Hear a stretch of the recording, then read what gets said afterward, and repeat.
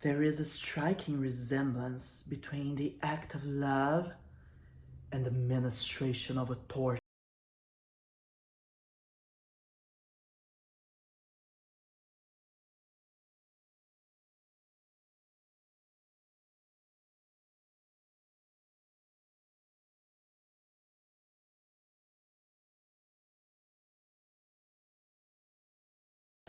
And welcome to Alice's Shelf, the Bloody Chamber.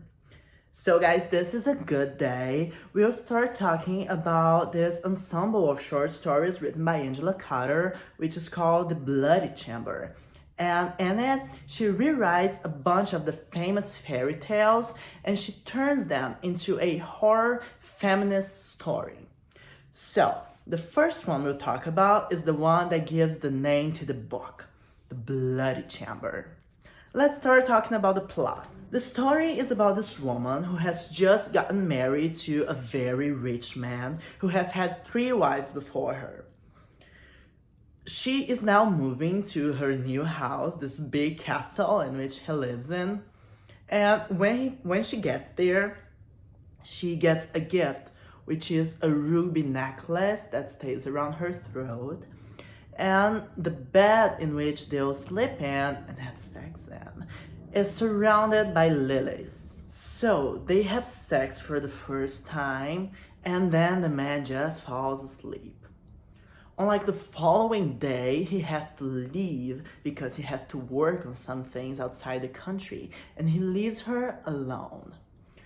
So she used to play the piano, and there's a piano in the house, but it's out of tune. So they have to hire someone to fix it. When the man is leaving, he gives her a keychain and he says, you can go to any room in the palace except for the room which this key opens. This is my secret room, and every husband must have a secret from his wife. It's just natural. So just don't go there. And she says, of course, I would never. We know the plot, don't we? So, she looks around the house, and there is this sink in her bathroom with these dolphins with huge eyes.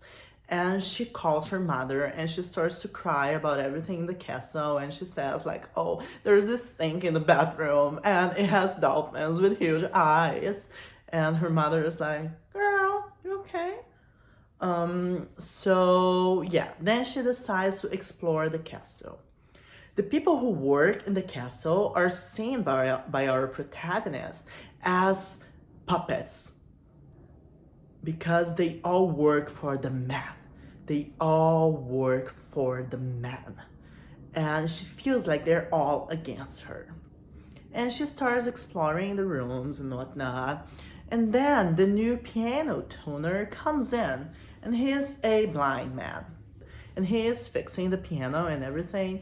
And he becomes quite an ally to our protagonist in this. In some moments, she behaves like a child, which annoys the people who work in the castle because of the things she wants to eat and the way she talks, and everything's wrong.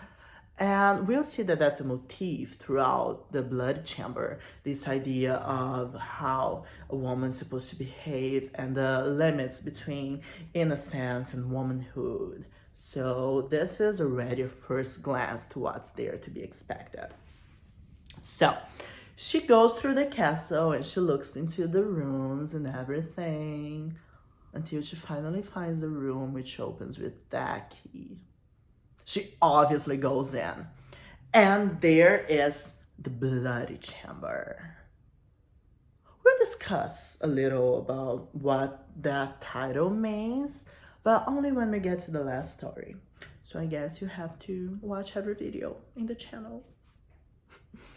Okay, so she enters the Bloody Chamber, and it's like a 50 Shades of Grey red room, except it's not like a hot torture thing. It's like a torture thing.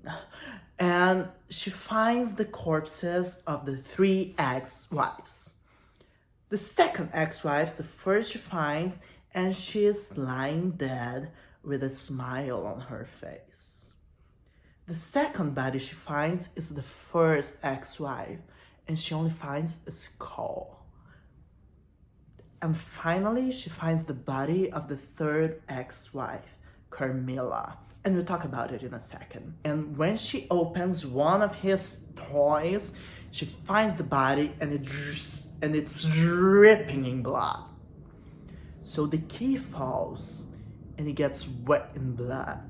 Okay, so she runs and she flees the bloody chamber and she goes to her room and to the bathroom and she tries to clean up the key, but it doesn't work. Just doesn't work. The blood's still there, it stinks to the key.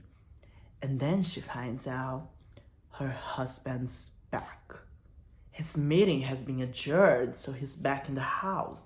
And she's seeing the bloody chamber and she knows she did exactly what he wanted her to do. So he comes back and she tries to stall him. She tries to tell him like, hey, let's have sex. I'm feeling so hot. Don't you want a baby? And he says, no, where are my keys? And she knows he knows. So she gives him the keys and he sees the blood and he pushes the key against her forehead. And the blood sticks to her forehead. Now she's marked. We can think about this mark. Let's talk about it later, shall we? But let's finish the plot. So he says, you will be executed. I will decapitate you because you disobeyed me. So he goes to his chamber and he says, I'll call you and let you know when you're supposed to come for me to kill you. And she says, okay. So she goes to her piano room and the piano tuner is there. So she tells him everything. And he's like, I will help you. And she's like, no, you have to leave. He sent all of the workers home. And he's like, no, I have nowhere to go. I'm staying and I'm helping. So she tries to call her mother and the phone's not working because now the phone can only make or receive calls from within the castle, which tells us that the man knows what he's doing. So at last, she looks through the window and she sees her mother coming riding a horse. But then her husband calls and says, hey, I'm ready to kill you. Offer the heads. And then she stalls him and she's like, oh, I'm not going yet. I'm a little busy and everything. And he makes her wear the ruby necklace. So she finally goes. And when he's about to strike her dead with his sword, her mother comes in. And he's startled by it. So he doesn't react for a little while, which gives her mother time to shoot him in the head. And he dies. So now that she's a widow, she prospers in the house. And some of the money is donated to some charities. And it's said that the three of them lived happily ever after. Meaning her mom, and the piano tuner. So let's talk about some of the symbols we have in the story, shall we? Okay, let's look at some quotes. One of the first things that's said in the novel is her mother asks, are you sure you love him? And she says, I'm sure I want to marry him. So we already have an idea of a disconnection between marriage and love. Let's remember that for the longest time, marriage was something more political than about love. And this is very important here because her relation and her womanhood is not founded on basis of love. Also, we'll see that she is many times understood as a possession of his. She says that she has ceased to be a child to become his wife. So this already implies what a big change it is in her life. And it is a motif throughout all of these stories, this connection between leaving an innocent place and becoming a woman. And this will be connected to the bloody chamber when we reach our 10th and final short story, Alice Wolf. Another very important motif is the connection between humans and animals. And this happens in this story when she says that she could sniff the scent of leather and spices that always came with him. So we're talking a little about imagery. Imagery is images that connect us to our five senses. So here we're talking about smell and how we can understand this character of the man throughout his smell. And talking about men and male figures, we can see that there's a lack of masculine representation in her life because she grew up with her mother. Her father went to war and one day he just never came back. So that's very important because it's this connection to her mother that will save her. She also talks about the man saying that the age hasn't affected his face and it's as if he was wearing a mask. This idea of a masculinity always being hidden behind a mask will appear when we talk about the Tiger's Bride, and it is connected to how the exterior world hides what's inside someone. So even though he's old, even though he has killed 3 women, his face remains young. Now let's talk about a very important symbol, the ruby necklace. This is how she describes it. His wedding gift clasped around my throat. A choker of rubies, 2 inches in wide, like an extraordinarily precious slit throat. Like an extraordinarily precious slit throat. So here we already have some foreshadowing. He knows that he's going to decapitate her. And he's already giving her the ruby necklace. He's already having her throat slit. And it's very important that when describing the necklace, she says it's as vibrant as arterial blood. Oh, look at that image. Very good, isn't it? The next important moment is when she looks at herself in the mirror. And mirror is something that will appear in some stories by Angela Carter, so let's remember it. And what happens in the bloody chamber is that she looks into the mirror and she sees herself as he sees her. So we already have a loss of self here. She's already becoming what he wants her to be. So we already have the man taking over what her life is. And let's see this next quote that says a lot about that. Into marriage, into exile. I sensed it. I knew it. That henceforth I would always be lonely. So let's look at this juxtaposition. Juxtaposition is when we put 2 contrasting ideas next to each other. When we think about marriage, we think about companionship, right? You have someone to share the rest of your life with, someone who will always be there. And she says that in the moment she's married, she knows she's condemned to loneliness. Poor thing. Next, we have 2 very important motifs that will appear in a lot of Angela Carter's short stories. The first one is that she hides amongst her furs. So this idea of fur as a shield, fur as something to protect, is very important because it connects us to our animal sides, because animals have fur, right? So the woman being involved in fur is something that will appear in a lot of stories by Angela Carter. So let's keep that in mind. The next motif we have is the idea of a midterm.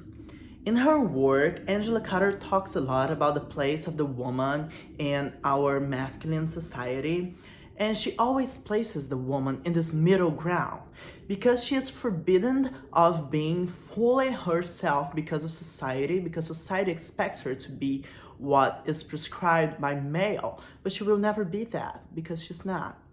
So this middle ground is very important, and that's where our protagonist finds herself, because when she talks about the castle, she says, that castle, at home, neither on the land nor on the water, a mysterious, amphibious place.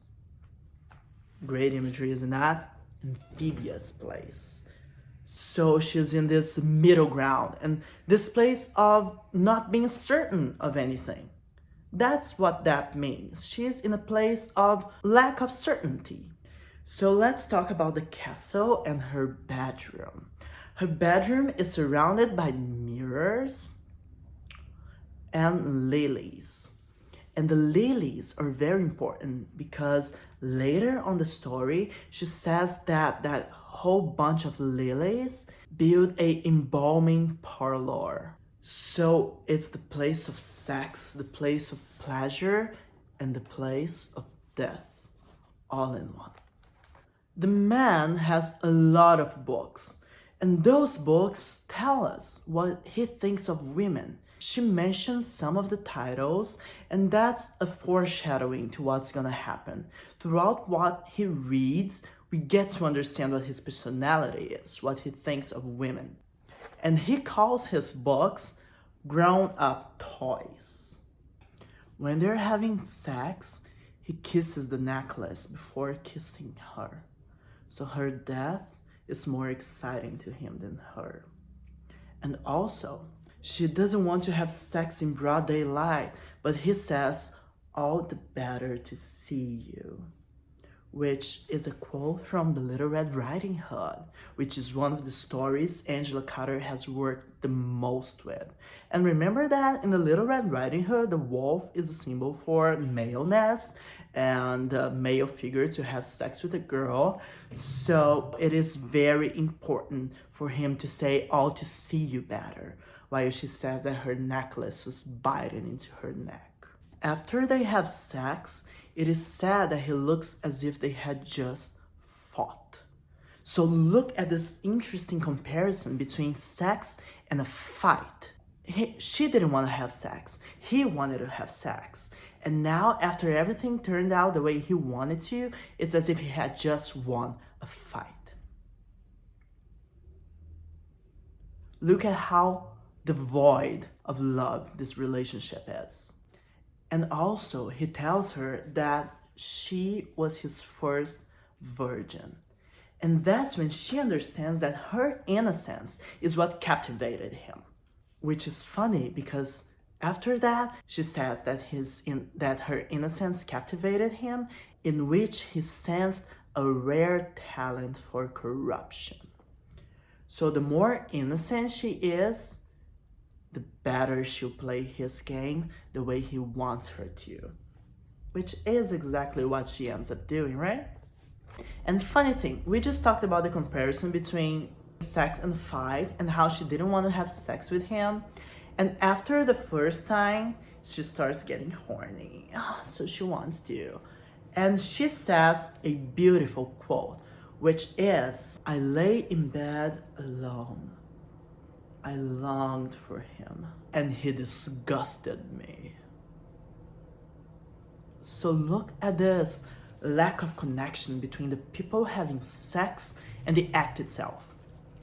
The ones there, they don't matter. She wants the pleasure again, and he wants the pleasure, but he cares more about her slit throat than he cares about her.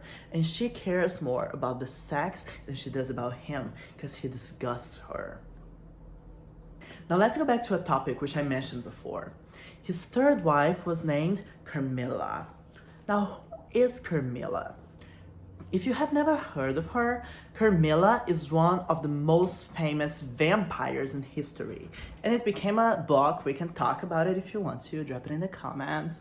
And Carmilla was a lesbian woman who was known to kidnap young girls and use their blood to make herself look younger. Who am I to judge? And I mean, she's not a lesbian. In Carter's story, she married a guy and she's dead. But it's funny to think that someone with a name that comes from a vampire is found dripping in her own blood. And that will be very important when we talk about the Lady of the House of Love. So keep that image in your head. And amongst this feeling of loneliness and obsession that everyone in the castle is working against her, we have the piano tuner as an ally, and the art of playing the piano as a source of calm. So art is the place she runs to when she's in full desperation. How gorge. And then there's a very funny quote, which is a double entendre, which means that we have one word with two meanings, in which she's talking about the castle, and she says, "In my heart, I've always known its lord would be the death of me."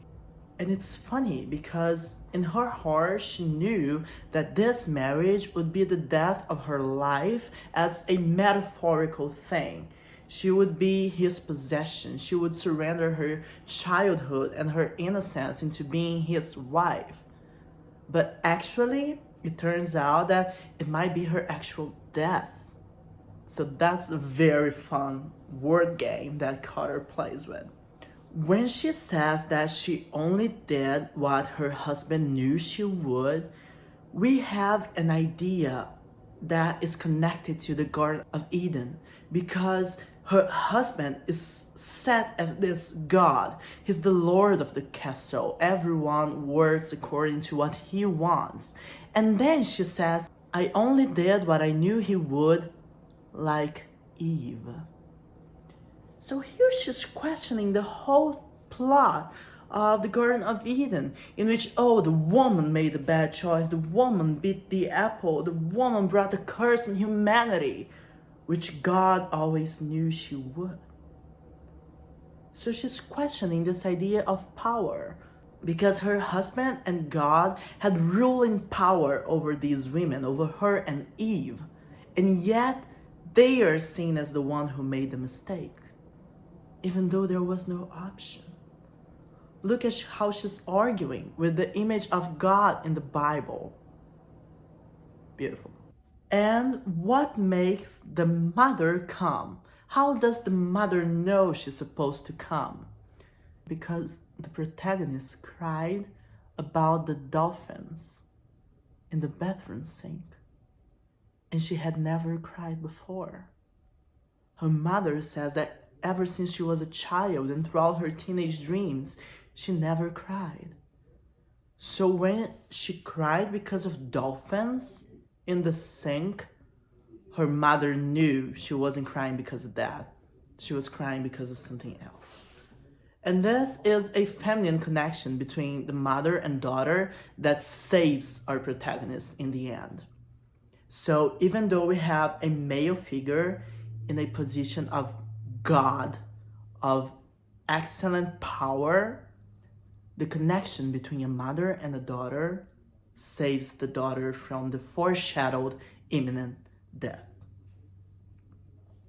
So this is Angela Carter's The Bloody Chamber. I hope you liked it. Again, don't forget to subscribe, like the video, and share it with your friends. It's very important to me, okay?